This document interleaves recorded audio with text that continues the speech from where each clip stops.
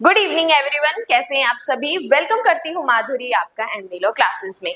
ये जो अपने बीएनएसएस में चैप्टर 31 कर रहे थे जो कि अपील से रिलेटेड है, जहां पे अपने 429 सेक्शन तक कवर कर लिया था। आज अपने 430 नंबर सेक्शन से और इस चैप्टर को 435 तक कवर कर लेंगे, जिसमें हमारे कुछ एक इम्पॉर्टेंट सेक्शंस हैं जो कि मैं आपको बताऊंगी, जिसमें से हमारा प्री का क्वेश्चन भी आता है प्लस हमारा मेंस का क्वेश्चन भी आता है। आइए सबसे पहले स्टार्ट करते हैं। सेक्शन नंबर 430 कहता है अपील लंबित रहने तक दंडादेश का निलंबन। मतलब कि जब एक्यूज्ड या फिर कोई अपीलांट, मतलब कोई अपील में जा रहे हैं, तब अगर जो पनिशमेंट ट्रायल कोर्ट ने दी है उस पनिशमेंट को क्या किया जाएगा, एक बार के लिए रोका जाएगा। क्योंकि जब तक हम अपील में जा रहे हैं तब तक जो पनिशमेंट हमें मिली है उसको तो रोकना पड़ेगा। क्यों? क्योंकि अगर हम अपील में गए और अपील में डिसीजन चेंज हो गया तो इससे तो एक्यूज्ड को या फिर अपीलांट को लॉस हो जाएगा। इसलिए कहते हैं कि जब तक अपील पेंडिंग है, अपील का टाइम पीरियड पूरा नहीं हो जाता, तब तक दंडादेश जो पनिशमेंट मिली है उसको निलंबित करेंगे, मतलब सस्पेंड कर देंगे, एक बार के लिए रोकेंगे। और अपीलार्थी का जमानत पर छोड़ा जाना। और इन्होंने कहा कि जो अपील कर रहा है अगर जरूरत पड़ी तो हम उसे क्या कर देंगे, जमानत पर भी छोड़ देंगे। इस सेक्शन को लिखो, हमारे लिए प्री और मेंस पॉइंट ऑफ व्यू का क्वेश्चन है, मेंस का भी इसमें से अच्छा क्वेश्चन बनता है। अब देखो बात करते हैं सबसेक्शन 1 की।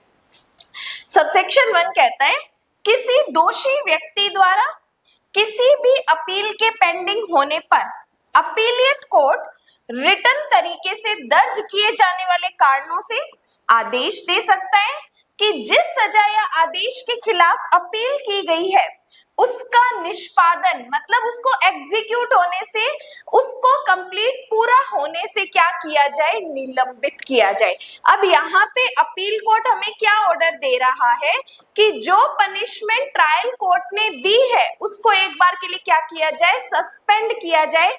ये ऑर्डर कौन दे रहा है, हमारा अपीलिएट कोर्ट ऑर्डर दे रहा है।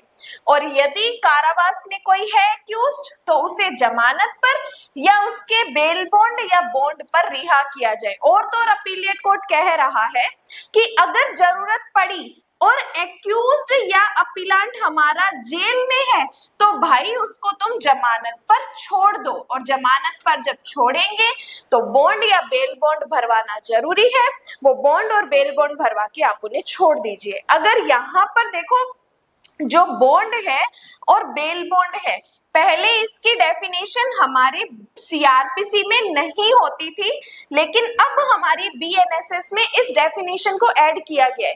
तो जो मैंने स्टार्टिंग में सेक्शन 2 डेफिनेशन क्लॉज पढ़ाया है वहां पर इनको अच्छे से एक्सप्लेन किया है, तो वो चीजें वहां से समझिए कि इन दोनों में क्या डिफरेंस होता है।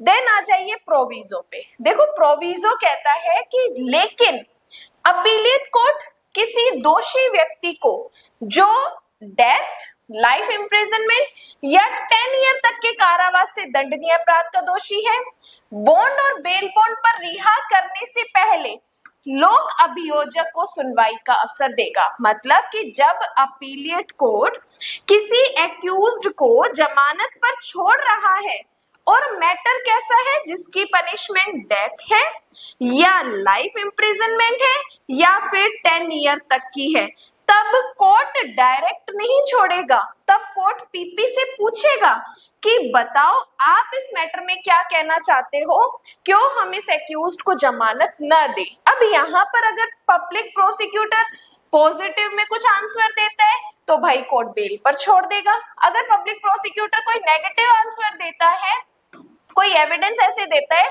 तो यहाँ पे कोर्ट यहाँ पे मना भी कर सकता है, किससे, उस एक्यूज्ड की या अपीलांट की जमानत से। तो यहाँ पे प्रोविजो में लिखो पब्लिक प्रोसिक्यूटर को सुनवाई का अवसर देना।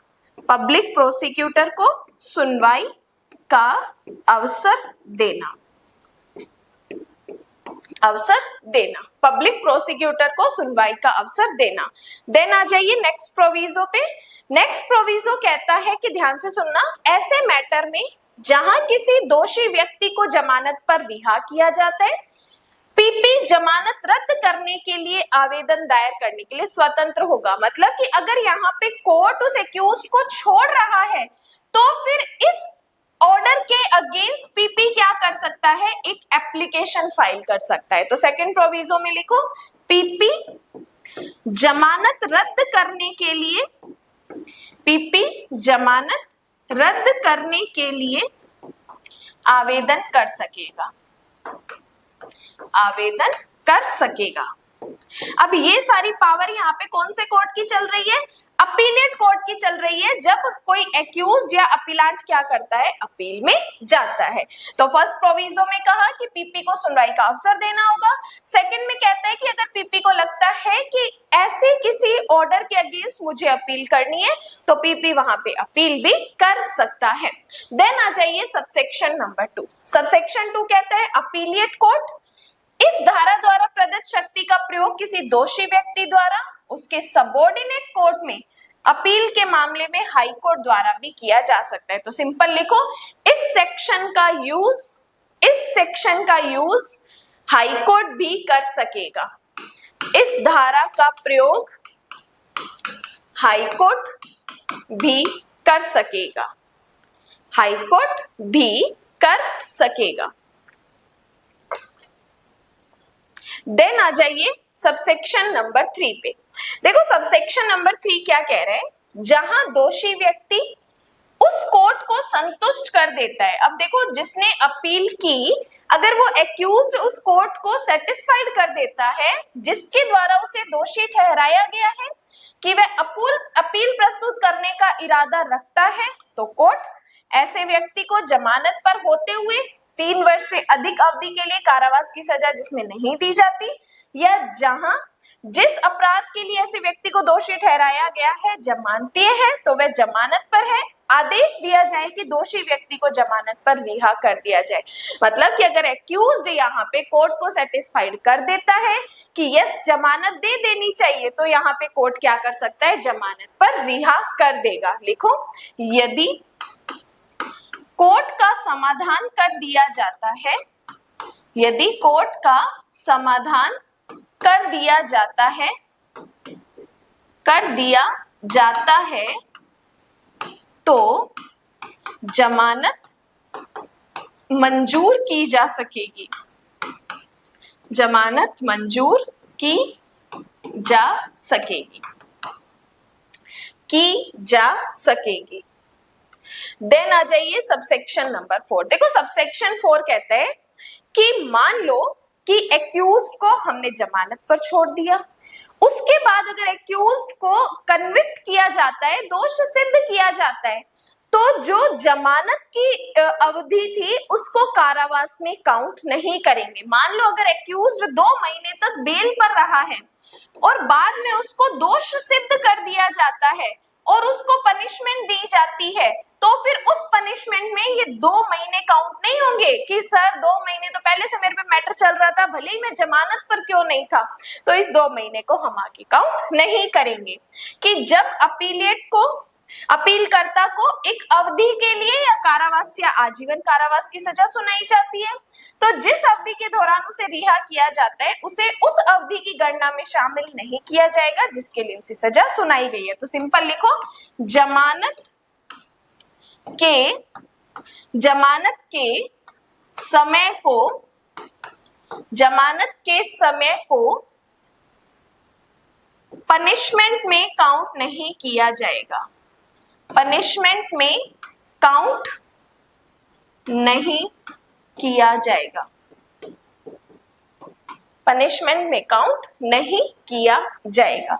तो ये सेक्शन हमें कहता है कि जब दोष मुक्त में क्या की जाती है, अपील की जाती है, तब क्या किया जाएगा, पनिशमेंट को निलंबित किया जाएगा, रोका जाएगा। और जब पनिशमेंट को निलंबित किया जाता है तो पब्लिक प्रोसिक्यूटर को हियरिंग का मौका देंगे। अगर कोर्ट कोई ऐसा ऑर्डर देता है तो पब्लिक प्रोसिक्यूटर फ्री है किस लिए, उस ऑर्डर के अगेंस्ट आवेदन करने में। और अगर कोर्ट को लगता है कि यस अपील में जमानत दे देनी चाहिए तो कोर्ट क्या कर देगा, जमानत दे देगा, लेकिन जमानत के टाइम पीरियड को कभी भी हम पनिशमेंट में काउंट नहीं करेंगे। देन आ जाइए सेक्शन नंबर 431, दोष मुक्ति से अपील में अभियुक्त की गिरफ्तारी। अब देखो, जब एक्यूज्ड को दोष मुक्त किया, उस दोष मुक्ति के लिए हमने क्या की, अपील की, तो अब अपील में कोर्ट क्या कर सकता है, एक्यूज्ड को अरेस्ट भी कर सकता है। मतलब ट्रायल कोर्ट ने दोष मुक्त किया, छोड़ दिया, अपीलार्थी भागा भागा गया कोर्ट में, अगर अपीलेट कोर्ट क्या करता है, उसको दोष सिद्ध करता है, तो यहाँ पर क्या की जाएगी, एक्यूज्ड को गिरफ्तार किया जाएगा। अब देखो क्या कहता है धारा 419, धारा 419 हमें कहता है दोष मुक्ति की दशा में अपील। धारा 419 के तहत अपील प्रस्तुत करने पर हाईकोर्ट या डायरेक्शन देते हुए, अंडरलाइन करो, वारंट जारी कर सकता है कि आरोपी को गिरफ्तार किया जाए। अब यहाँ पे हाईकोर्ट के पास अगर हम अपील में जा रहे हैं तो हाईकोर्ट यहाँ पे अरेस्ट वारंट जारी कर सकता है कि एक्यूज्ड को अरेस्ट किया जाए और उसके या किसी सबऑर्डिनेट कोर्ट के समक्ष लाया जाए। वो बोलता है कि वारंट जारी किया, गिरफ्तार करके या तो मेरे पास लाओ, या हाईकोर्ट कह सकता है कि मेरे नीचे वाले कोर्ट के पास भी लेकर जाओ, और जिस कोर्ट के समक्ष उसे लाया जाता है वह उसे निपटान लंबित रहने तक जेल में भी भेज सकता है, और यदि उसे जरूरत ठीक लगता है तो जमानत भी एक्सेप्ट कर सकता है। तो यहाँ पे क्या कहा कि अगर हाई कोर्ट को लगता है दोष मुक्त है, तो फिर भी उसे लगता है कि नहीं, हमें मैटर को आगे कंटिन्यू करना चाहिए, तो एक्यूज्ड को क्या करेंगे, हम अरेस्ट कर लेंगे। अरेस्ट करने के बाद हाई कोर्ट को लगता है खुद को मामला सुनना चाहिए तो खुद भी सुन सकता है। अगर उसको लगता है कि मेरे सबऑर्डिनेट को मैं मैटर भेज देता हूँ, तो वो अपने सबऑर्डिनेट को भी भेज देगा, और अगर सबऑर्डिनेट को लगता है कि यस उसको जेल में भेजना चाहिए तो जेल में भेज देगा, सबऑर्डिनेट को लगता है कि नहीं उसको जमानत पर छोड़ना चाहिए तो जमानत पर भी छोड़ सकता है। देन इसके बाद बात करते हैं सेक्शन नंबर 432। 432 कहता है अपीलिएट कोर्ट एडिशनल एविडेंस ले सकेगा। इस सेक्शन या इस लाइन का क्या मतलब है, देखो, जब ट्रायल कोर्ट कोई पनिशमेंट देता है तो हम भागे भागे जाते हैं अपीलिएट कोर्ट में। अब अपील कोर्ट की ये डिस्क्रिशनरी पावर होती है कि अगर उसको लगता है कि मुझे एडिशनल एविडेंस लेने चाहिए, फिर से एग्जामिनेशन करनी चाहिए तो कर सकता है। अगर उसको लगता है कि एडिशनल एविडेंस लेने की जरूरत नहीं है, देन वो उसी मैटर को सिंपल सुन के और अपना ऑर्डर भी दे सकता है। तो क्या कहा, अपीलेट कोर्ट एडिशनल एविडेंस ले सकता है और उसके लिए जाने का डायरेक्शन भी दे सकता है। कि इस चैप्टर के तहत किसी भी अपील से निपटने में अपीलेट कोर्ट यदि वह एडिशनल एविडेंस आवश्यक समझता है तो अपने कारणों को दर्ज करेगा, या तो ऐसे साक्ष्य ले सकता है या इसे मजिस्ट्रेट द्वारा लेने का डायरेक्शन भी दे सकता है। कि अगर अपीलेट कोर्ट को लगता है कि मुझे ही एडिशनल एविडेंस लेने चाहिए तो वो खुद भी ले सकता है। अगर उसे लगता है कि नहीं जो मेरा सबऑर्डिनेट है उसको मामला भेजना चाहिए तो उसको भी भेज सकता है। या अपीलेट कोर्ट एक हाई कोर्ट है तो सेशन कोर्ट को या मजिस्ट्रेट द्वारा भी एविडेंस लेने के लिए कह सकता है। मतलब हाई कोर्ट के पास ये पावर है कि हाई कोर्ट खुद भी सुन ले मैटर, खुद भी एडिशनल एविडेंस ले ले।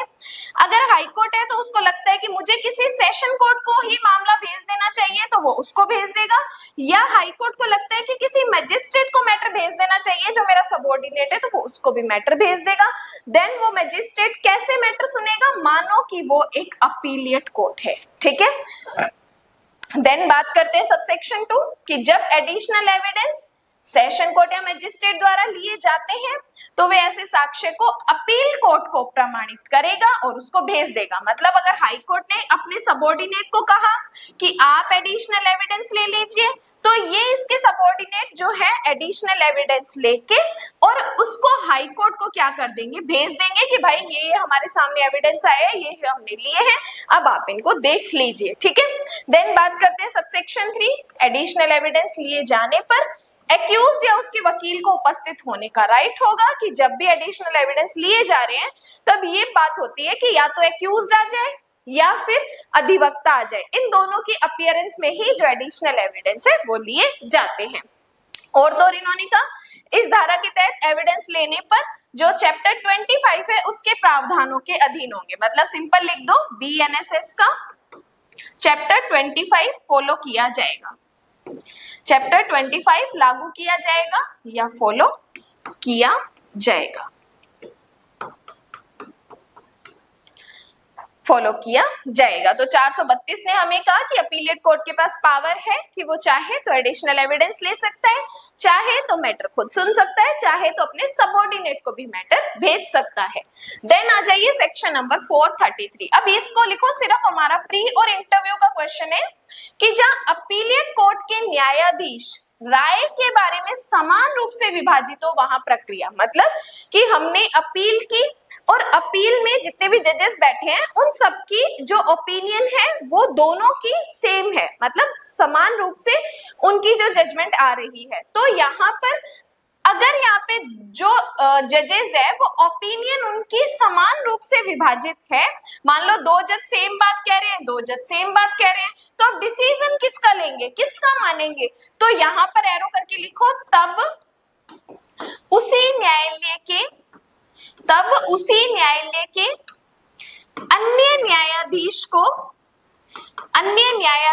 को मामला भेजा जाएगा, मामला भेजा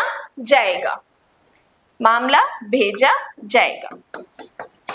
इतना भी लिखते हो तो भी इनफ है, यहीं से हमारा प्री का क्वेश्चन आता है।